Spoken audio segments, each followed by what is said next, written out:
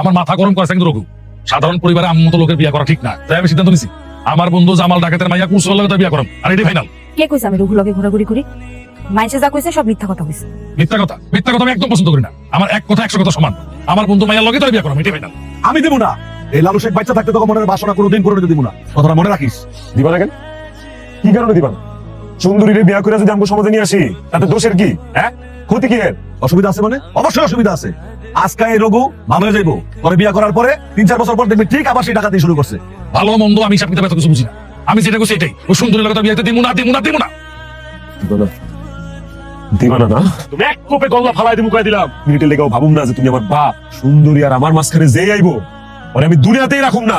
আমার নাম রঘু, সামু ডাকাতের একমাত্র পোলা। আমার শরীরে আমি ডাকাতের রক্ত বয়ে বেড়াই। কি করতাছস?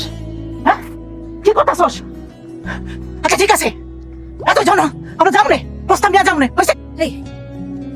এতদিন জানতাম ডাকাইতের ঘরের ডাকাইত হয়, তুই তো একটা চোর হইছস। এই সুন্দরী,